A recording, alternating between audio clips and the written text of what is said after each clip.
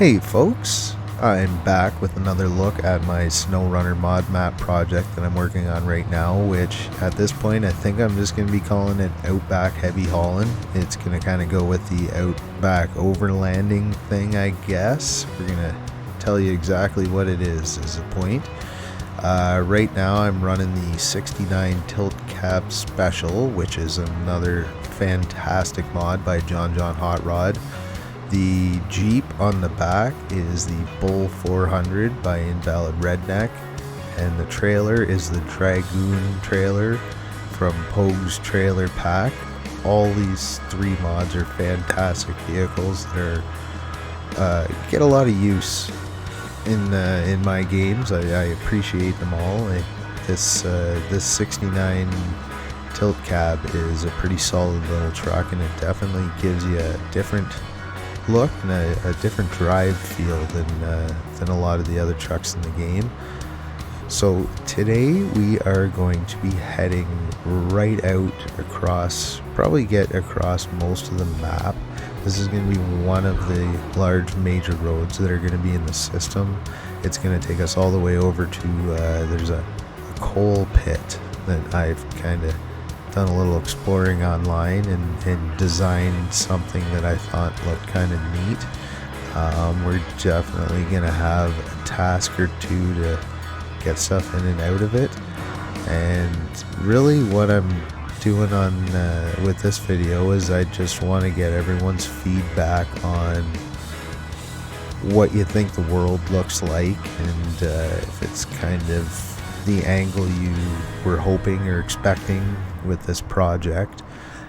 The reason I say this now is mostly because the map is probably about 95% built in terms of putting the world together. Now it doesn't incorporate the copious amount of tasks I'm going to include in this one, but that's usually a week or two of playing around and writing up all the tasks and rewards and figuring out what car goes for what. There's going to be quite a few buildable tasks, like the animated ones when you put them together. We got an oil rig over in one spot. I have a pit that's going to be, like I said, that's going to be a place that we're going to come and go from. We got the airport. We have a couple of farms scattered around, and I still have one or two more to do. I've added a small area, like a small gold mining operation, I guess we'll say, so we can have a few things going in and out of there.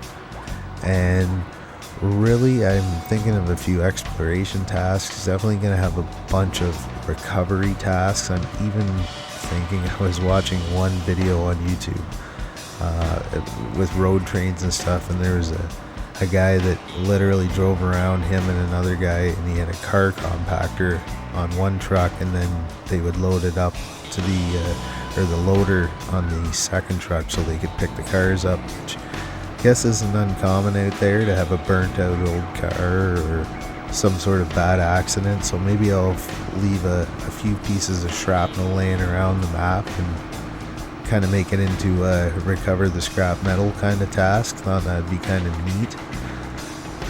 Right here, this is the river that we saw in the I think it was the very first video I did, but I've added in a buildable bridge.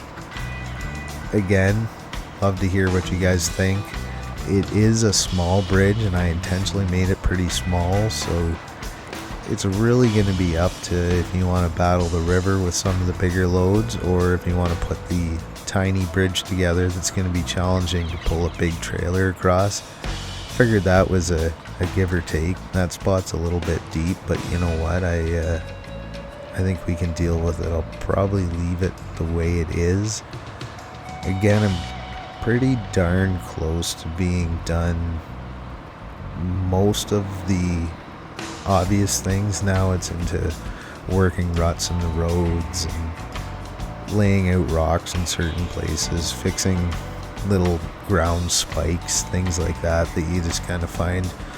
And really a lot of it has to do now with driving and testing to see if everything looks good and works well together.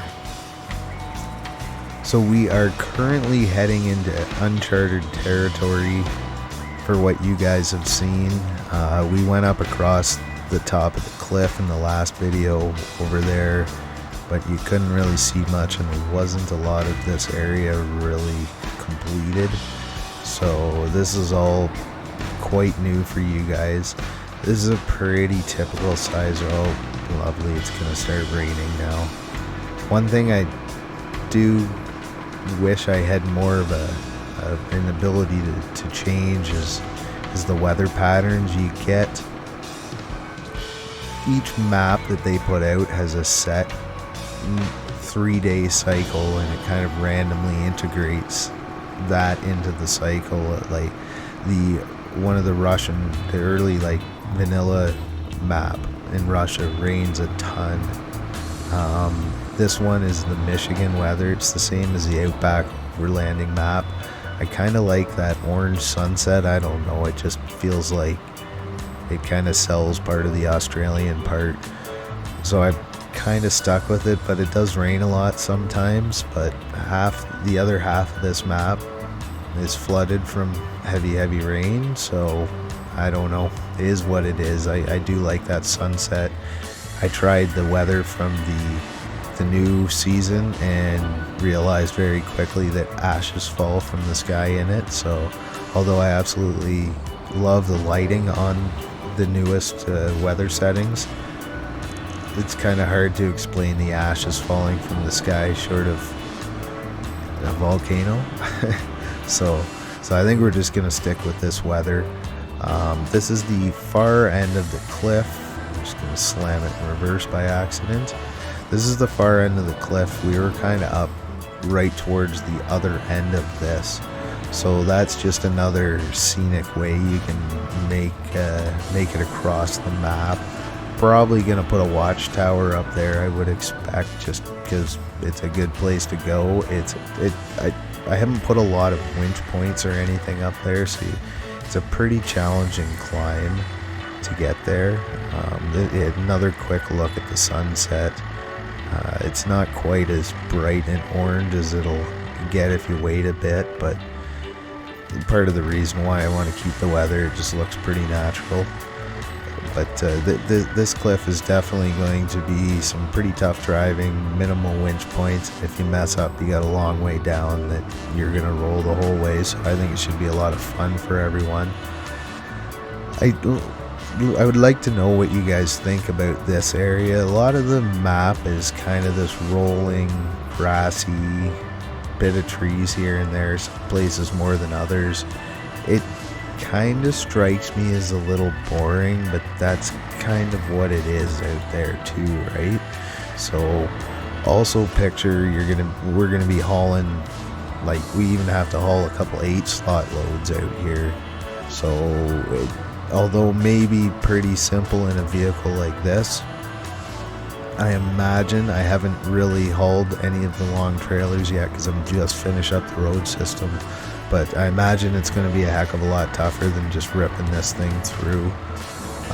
Along here, I initially brought the Jeep because I was going to go for a little cruise through here with you guys and show it, but I think we'll save it for later on. I still have a bit more work to do in here, but this whole corner is kind of a red rock carved out a little bit. If you played the Pine Valley map, a little bit like the rock there. I've used one of the PBR materials, but I've shaped it and spent a lot of time shaping it, and I haven't put anything over there yet, but it's going to be kind of a play around place. And now we are just coming around into the coal mine, coal pit.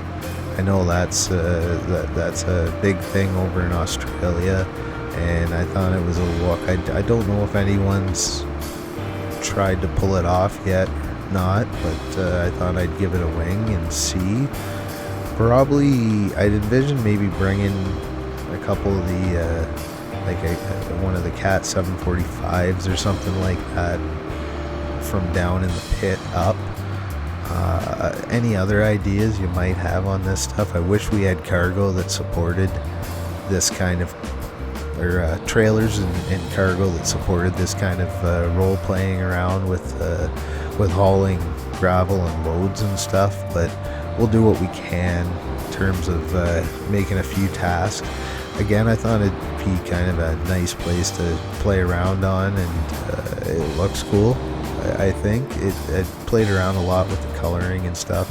It's one thing this Australian setup of maps has really pushed me to play with the color a lot more. So anyways, guys, love to know what you think. Really appreciate you hanging around and watching, and we'll talk to you again real soon.